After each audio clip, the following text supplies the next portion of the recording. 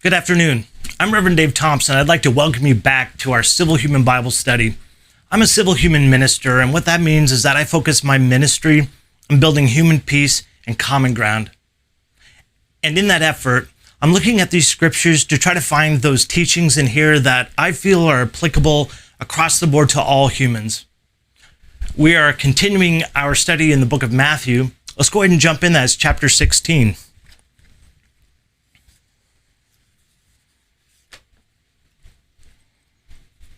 And we're starting with verse 21. From that time, Jesus began to show his disciples that he must go to Jerusalem and suffer many things from the elders and chief priests and scribes, and be killed, and be raised again the third day. Then Peter took him aside and began to rebuke him, saying, "Far be it from you, Lord, this shall not happen to you." But he turned and said to Peter, "Get behind me, Satan. You are an offense to me, for you are not mindful of the things of God, but the things of man." Gosh, it's kind of a harsh rebuke from Jesus, right? Nobody likes to be called Satan, especially from Jesus. So what in the world is happening here? We have just finished the section talking about when Peter confesses in front of everybody that he believes that Jesus is the Christ, which is like the Messiah King that they were all waiting for in Israel. And Jesus has applauded him for being fortunate enough to have that revealed to him by God, or, for however it was revealed to him. That was special and that was unique. And so Jesus calls him, it was Simon, and he changes it to Peter. So Peter's feeling pretty good about himself right now.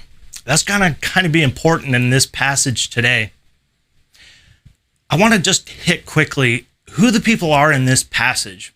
So, right, we've got Peter, we've got Jesus, and then we've got the religious leaders. So the scribes, the high priest, and the Sanhedrin.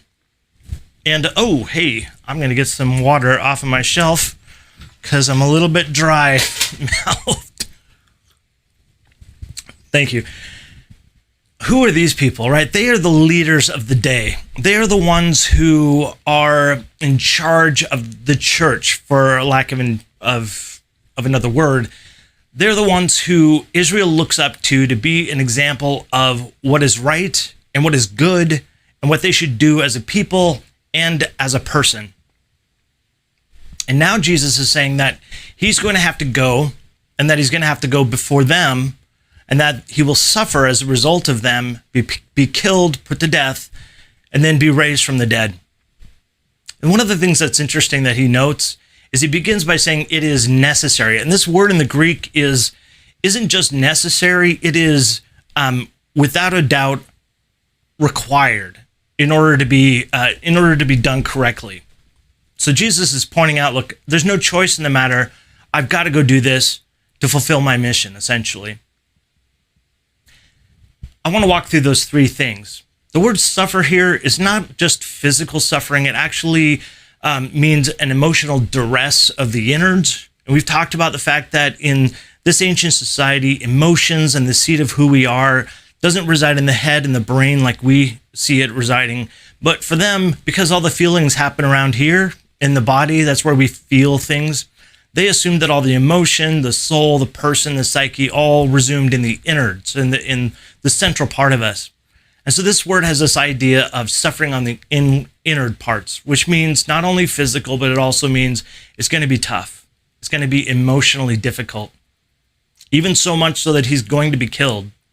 And we have this, really for the first time, Jesus acknowledges publicly to the disciples that he's going to raise from the dead, or be raised from the dead. Or the word is actually awakened, but essentially it means come out of his tomb, to be, restored in some fashion. It's the first time Jesus specifies that. He's mentioned before to these religious leaders when they said, give us a sign that you are who you say you are, that you're the Messiah, etc. And Jesus, you may recall, says, "You will get no sign from me, usually you wicked and adulterous generation, but the sign of Jonah." And that's that sign that we talked about where Jonah was in the whale for 3 days and miraculously was brought to the town of Nineveh so he could bring them back to God. And so Jesus is basically fulfilling that sign that he was going to provide for them. So you can imagine this is the first time that the disciples hear of Jesus's plans. And not only that, but his intentions and knowledge and purpose of going to Jerusalem, which is the capital city of Israel, to be brought before the scribes, the Pharisees, and the Sadducees, to be put to death and to be raised from the dead. This is the first time that they've had that cemented to them, that they've realized what this is all about. You know, right now, many of them are probably, because Jesus has been revealed as the Messiah, or at least he's said so of himself, and others have said so. They're assuming that Jesus is going to take over as king, as a political inspiration, as somebody who takes over the kingdom and, you know, fights against Rome and the other oppressors, overthrows the government, all of that stuff. And now the disciples are finding out that is not at all the way this is going to play out. Jesus has every intention of going to Jerusalem and becoming a martyr. So Jesus and Peter have a little bit of a unique relationship. He's just praised Peter for saying and discovering that he is the Messiah, that Jesus is this coming one. And so Peter's probably feeling pretty good about himself. And then we get this kind of funny incident where he pulls Jesus aside in the text. He's like pulling him away from the group to have a serious conversation with him. And then he tells Jesus, forget about it. That's not happening. No way. You're not going to Jerusalem. I'm going to protect you. It's essentially what he's saying there. And that is what, you know, any good friend would do. And maybe he was thinking, you know, Jesus, it doesn't have to be this way. You know, we can have another direction beyond just getting killed. Let's maybe try some other options. But Jesus essentially rebukes him. And he does so in a really strong way. And he tells him, Peter, you are a stumbling block to me. Get behind me, Satan, because you are not having the thoughts of God, but these are the thoughts of humanity. I want to walk through that phrase a little bit because it's often misinterpreted and misunderstood. Was Jesus talking to Satan in Peter's body? You know, a lot of people, especially in maybe more evangelical circles and maybe elsewhere, would ascribe that there was, you know, Satan was possessing him. This chief evil being was talking through him, etc., to try to trip Jesus up. I don't think that is necessary for this passage. The word for Satan is satanas, which is actually from the Hebrew word satan, and it means adversary. And usually when it has like the definite article, when it means the adversary, it oftentimes can be described as the Satan. And it kind of became this sort of name that people associated with the utmost wickedness of the one who is the farthest extreme from the way that God and the world and the universe works, and that these thoughts are in contrast to good things. So we've talked about Jesus's virtue, right? Compassion, humility, peacekeeping, or peacemaking. These are in direct opposition to the virtues of God. And so now Jesus is rebuking Peter and saying, do you understand that you are a stumbling block? This word here is the word that we get scandal from, skandalon, and it means to basically trip up somebody. Literally, it means the ensnare or the mechanism for a trap. So Jesus is basically saying, look, you are causing me to stumble because you're trying to lay a trap for me I don't want to go to Jerusalem. I don't want to die. I don't want to go through all this suffering. But right now, you're not helping me at all. You're making me feel pretty bad about it. And it's likely that Jesus didn't want to do this, that it was something that he knew had to happen, but he didn't want to do it. You know, what human being wants to suffer? What human being wants to die? That goes against the very nature of who we are as a being, as a creature. So Jesus basically rebukes him, and then he says, you know, your thoughts are in complete opposition I would imagine Peter was pretty upset. He had just been praised by Jesus and said that the words and the thoughts and this situation that Peter just experienced by telling everybody Jesus is the Messiah, that's great and that's important, but right now you're on the other side. You're in an adversarial position.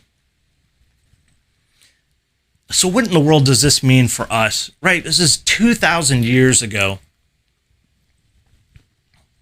And frankly, the story is challenging intellectually when it comes to our science and our knowledge of how things work. And those of us who are skeptical of supernatural claims, that we want to see some proof.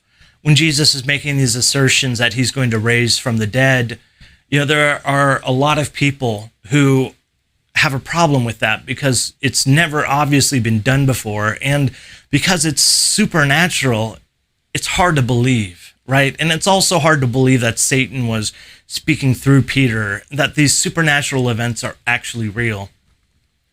I don't think that it's necessary for people to come to that conclusion, although I think the text does lend itself to that. I'm perfectly fine looking at this text as a historical account, people explaining something that was miraculous that happened to them that they can't explain. And when we get to the resurrection part, I want to spend some time on that because I think there's some interesting arguments on both sides that I want to present. My object in that is not to convince you, but it's to provide all the alternatives for you so that you can make your own decision and make that based upon good sound reason and thought, which is something that if you believe in God, God has gifted us with and given us as a creature. So what does this mean today? One of the things that I thought was really interesting that I pulled from this verse myself is that doing what's right can change civilization, right? I mean, we look at Jesus in history and he revolutionized human civilization by equating the poor and the wealthy and all the different classes as being equal and women as being equal. It was this idea of complete equality that every single person falls into the same virtues without favor, without distinction, that if you are wealthy, good for you, but that doesn't make you better than the person who's the blue collar laborer trying to pay the bills and having collectors call. That's revolutionary. And that created a lot of revolution through time. For instance, the Roman government and the Roman civilization was essentially overtaken when the poor realized that they could be treated like equals.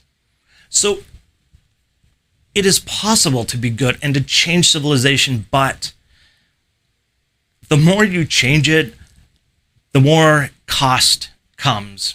The more that we are going to suffer, the more that we are going to have negative things happen to us. Why is that? It's obvious. People who are doing the things that are harmful to others don't want people to know.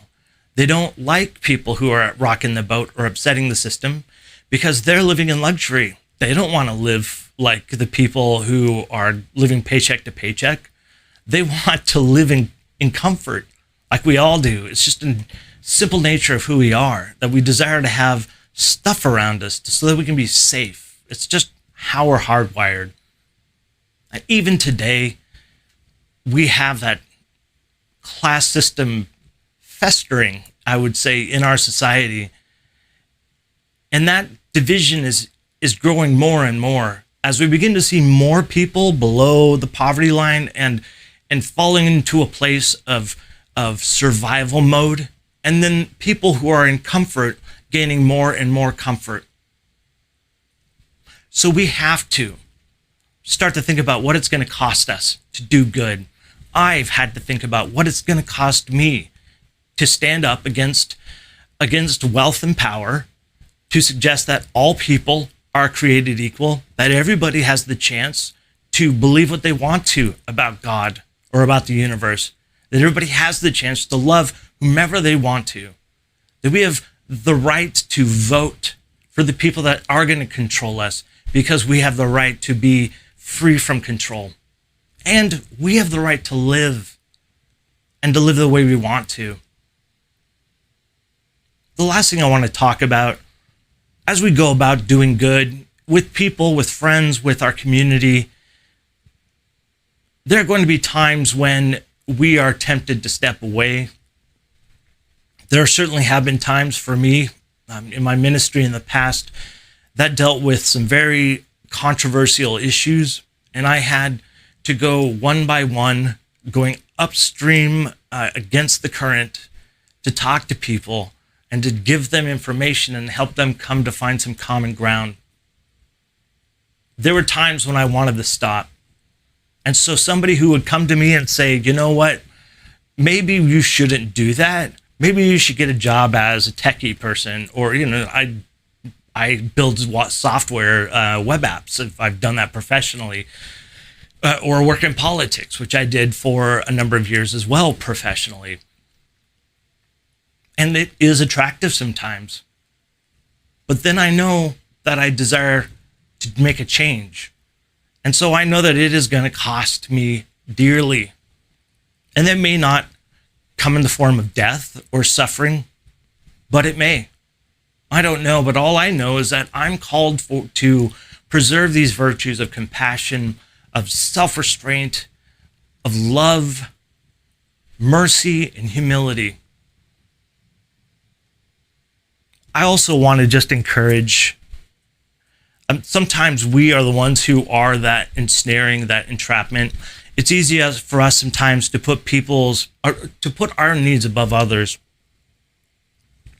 Peter in this story, he didn't want Jesus to die. He loves Jesus, and they've been experiencing an amazing life with him. And so it's natural that he's going to want to say, hey, let's not just get killed just yet, right? Let's wait a little time so that we can get some stuff done. But the fact of the matter is it was necessary to do these things at that time and in that place. And I know sometimes I have to kind of suck it up and tell people, yeah, you need to keep doing what's good. Even though I don't want to see these negative things happen to you, I don't want to see you berated in the news or made fun of. I don't want your family to have to suffer as a result of that. But I know that they want what is best, that they are following these virtues just like me. And so I've got to put my own desires aside. I want to thank all of you who have been so encouraging for me, and not just in this effort, this Bible study, but also throughout my life. Corrigan, of course, you've been the backbone of support for me for almost 10 years now. And I'm so grateful for that, for people to tell me to keep going forward, to just keep doing it. Regardless of the suffering, regardless of the cost, just keep doing it. And I'd like to say that to you. Just keep doing what's right. When you have a chance to choose what is virtuous or to choose what is easy, choose what is virtuous. I guarantee you will feel better about that decision in the end.